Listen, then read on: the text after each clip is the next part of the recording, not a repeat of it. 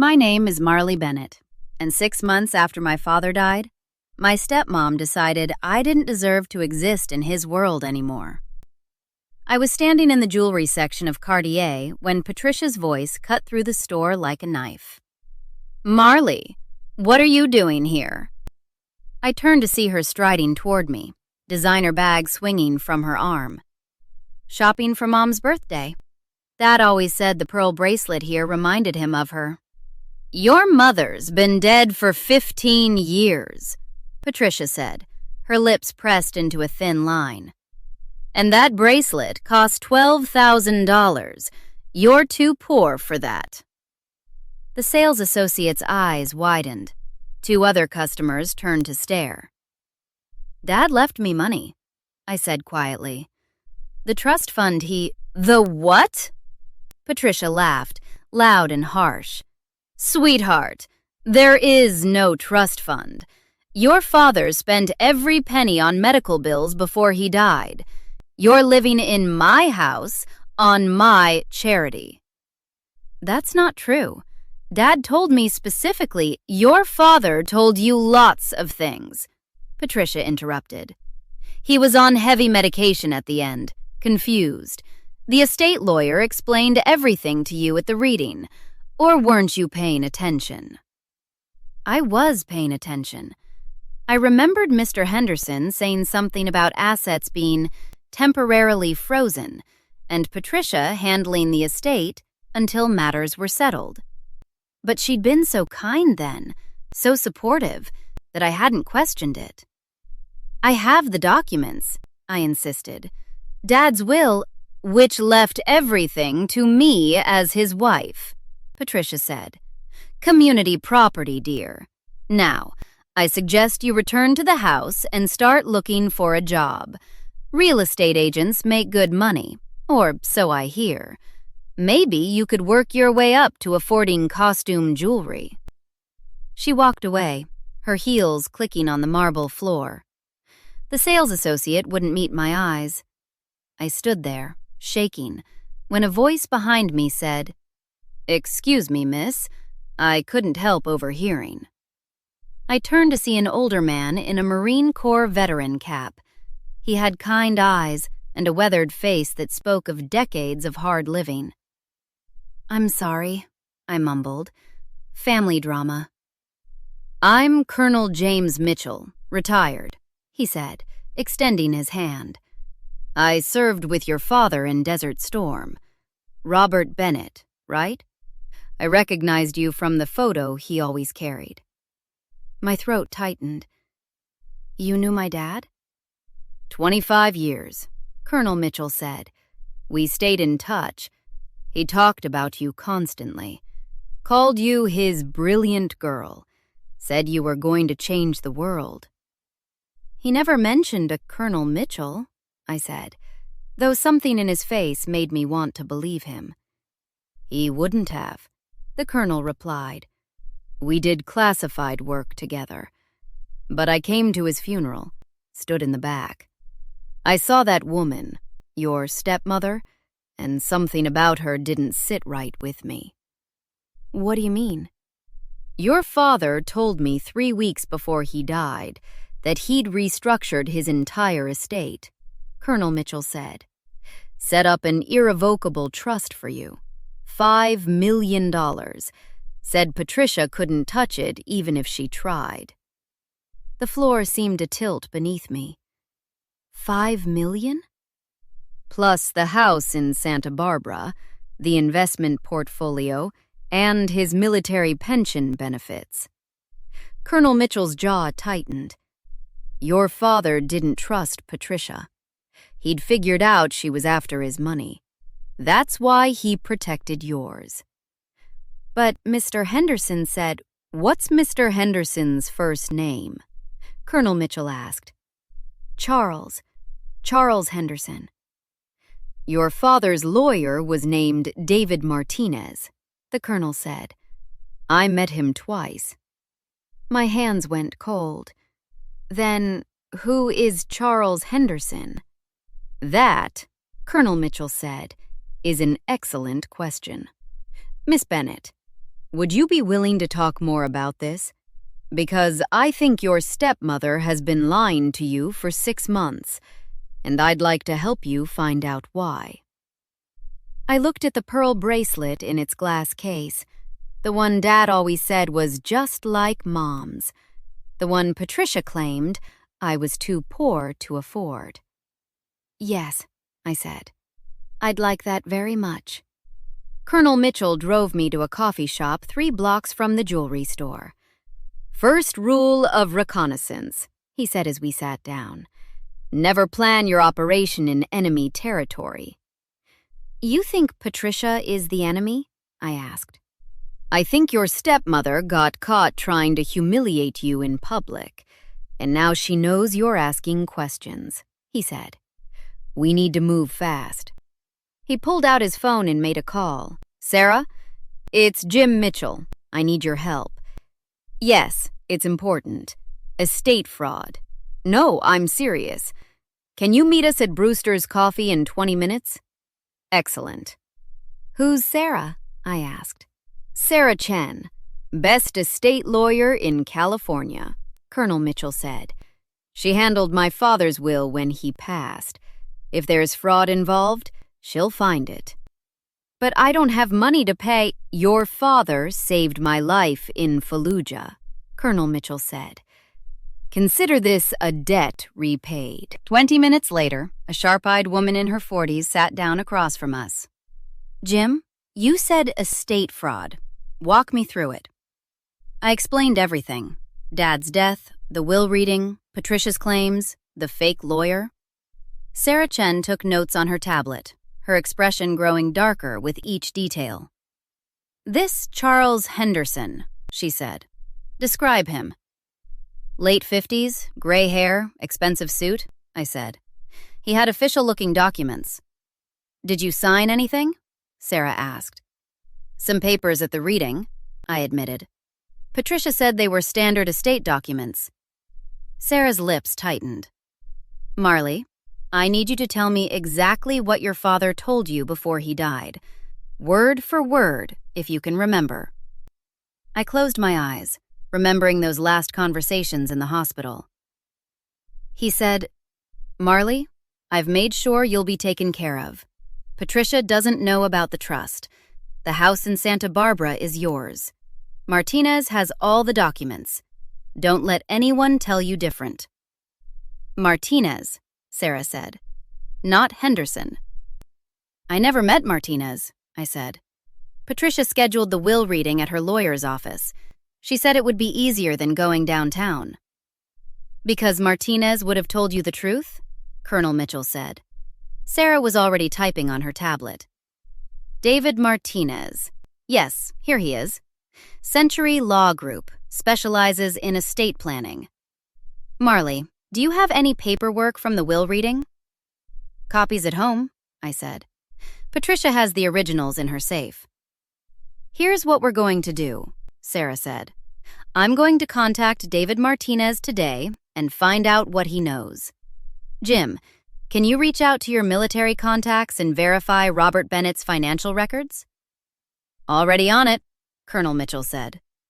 Marley, I need you to go home and act normal, Sarah continued. Don't confront Patricia. Don't tell her about this meeting. Can you do that? Yes, I said, though my hands were shaking. Good. Also, I need you to gather every document you can find. Bank statements, property deeds, anything with your father's name on it. Photograph them with your phone and email them to me. She handed me her card. Don't let Patricia see you doing this. She's usually out shopping in the afternoons, I said. Perfect. Do it then. Sarah's eyes met mine. Marley, if what Jim says is true, your stepmother has committed fraud on a massive scale. We're going to get your inheritance back, but you need to trust me and follow my instructions exactly. Can you do that? My father always said the best offense is a good defense, I replied, feeling something hard and determined settling in my chest. Let's defend what's mine. 3 weeks later, I sat in Sarah Chen's conference room with Colonel Mitchell and Uncle Robert. My father's younger brother had driven from Phoenix the moment I called him. "I knew something was wrong," Uncle Robert said. "Patricia wouldn't let me see the will, said it was too emotional." Sarah walked in with a thick folder. "We have everything we need." She spread documents across the table. David Martinez never handled that will reading. He's been trying to contact Marley for 6 months, but Patricia blocked him.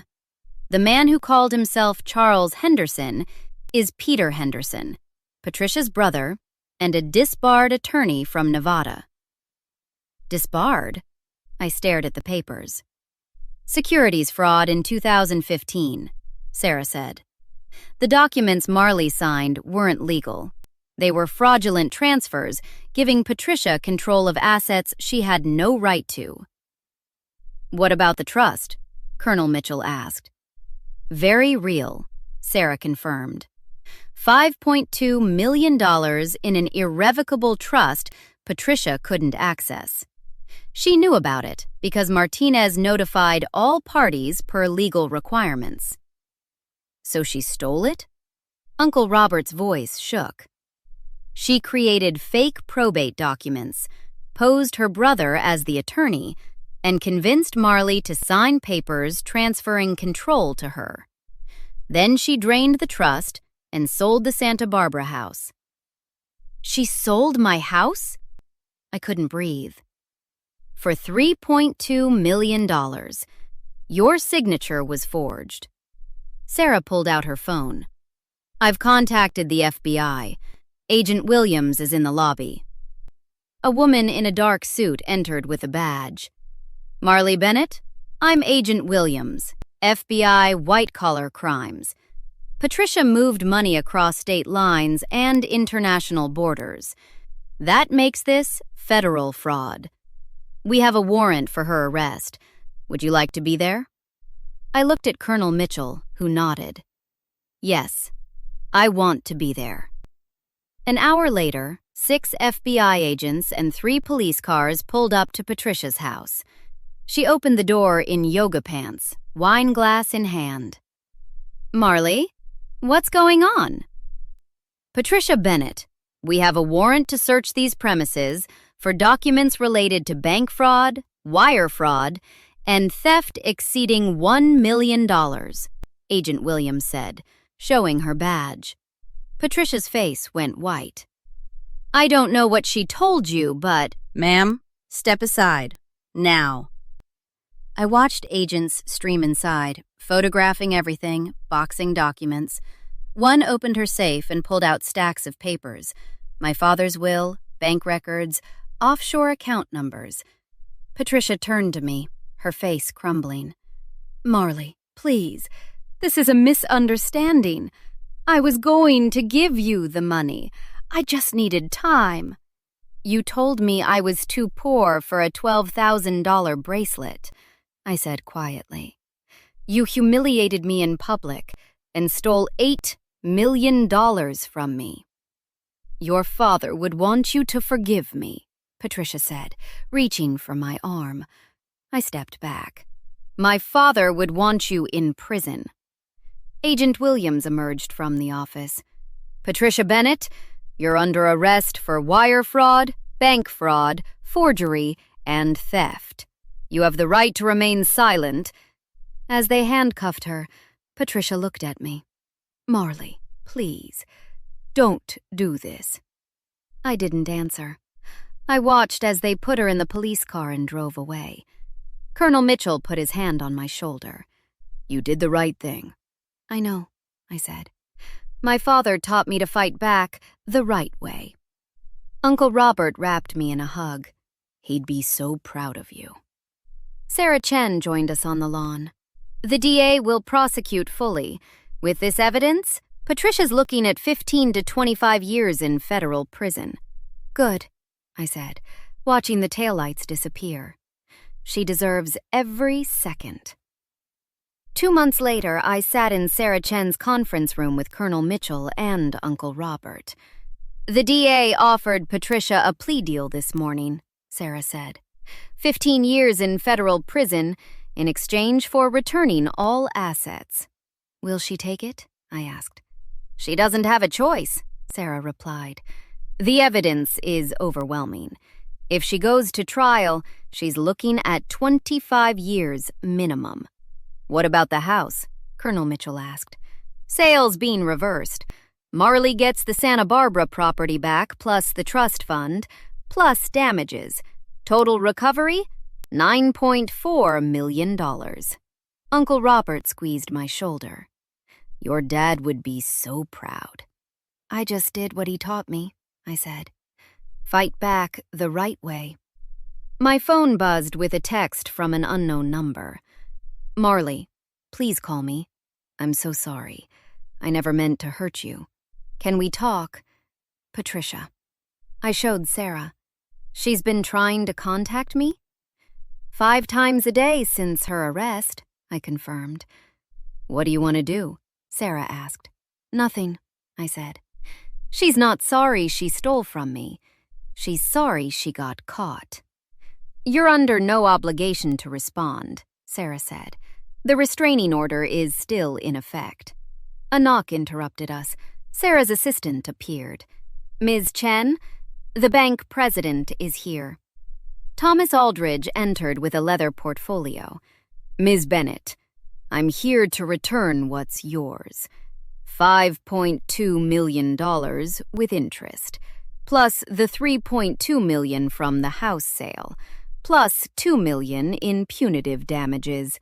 Total, $10.6 million. I stared at the document. $10 million. Dad really did take care of me. He made sure Patricia couldn't touch any of it, Colonel Mitchell said.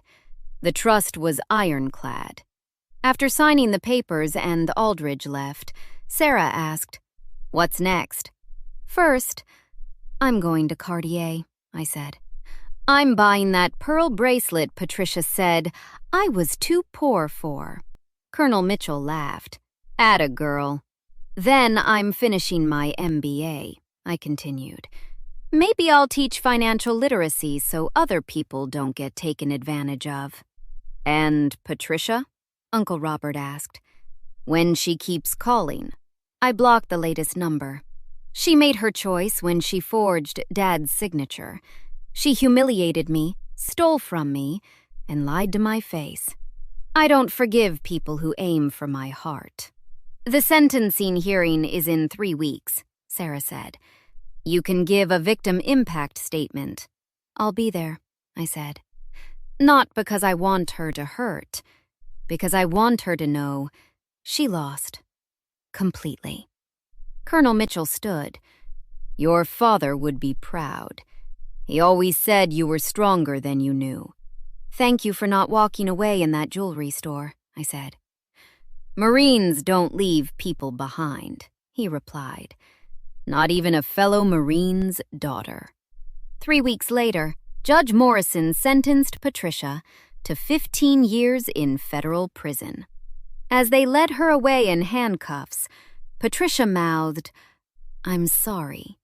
I looked her in the eye and said nothing. Some apologies don't deserve acknowledgement. Outside the courthouse, Colonel Mitchell shook my hand. You did good, kid. That pearl bracelet sits in my jewelry box now, next to my mother's wedding ring and my father's Marine Corps pin.